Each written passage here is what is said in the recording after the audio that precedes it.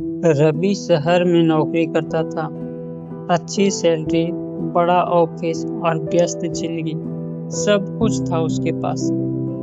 लेकिन इस भाग दौड़ में वह धीरे धीरे अपनी माँ से दूर होता जा रहा था, जो गांव में अकेली रहती थी। माँ रोज उसे फोन करती, बेटा खाना खाया? और रवि जल्दी में कह देता, हाँ माँ, बाद में बात करता हूँ। धीरे धीरे उसने फोन उठाना भी कम कर दिया।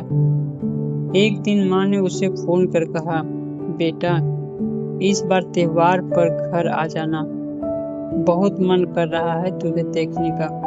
रवि ने जवाब दिया, माँ बहुत काम है, बाद में आऊंगा। कुछ हफ्तों बाद गांव से फोन आया, रवि तेरी माँ की तबीयत बहुत खराब है। रवि घबरा गया और तुरंत गांव पहुंचा, लेकिन तब तक बहुत देर हो चुकी थी। माँ दुनिया से जा चुकी थी। घर में सन्नाटा था। हर चीज में माँ की याद बसी थी, रसोई, आंगन, उनकी चारपाई। रवि की आंखों से आंसू रुक नहीं रहे थे। तभी पड़ोस की चाची ने एक चिट्ठी देते हुए कही, तेरी माँ ने तेरे लिए छोड़ी है। कांपते हाथों से रवि ने चिट्ठी खोली। उसमें लिखा था, बेटा रवि, पता नहीं तू कब आएगा, इसलिए ये चिट्ठी लिख रही हूँ। मैं ठीक हूँ, बस तुझे बहुत याद करती हूँ। तू हमेशा कहता है कि काम बहुत है, लेकिन बेटा जिंदगी में काम कभी खत्म नहीं होगा, पर माँ बाप एक दिन खत्म हो जाते हैं। अगर मैं तुझे आखिरी बार ना देख पाऊं तो बुरा मत मानना, बस खुश रहना।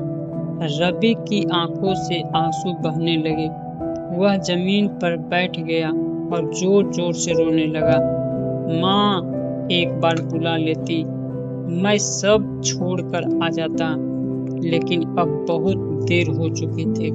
उस दिन रवि को समझ आया कि जिससे वह बाद में कहता रहा, वो बात कभी आया ही नहीं। इसलिए समय रहते अपनों के लिए समय निकालो, क्योंकि जब समय निकल जाता है तो सिर्फ पछतावा रह जाता है। दोस्तों, यह कहानी कैसी लगी अपनी राय कमेंट बॉक्स में दे सकते हैं।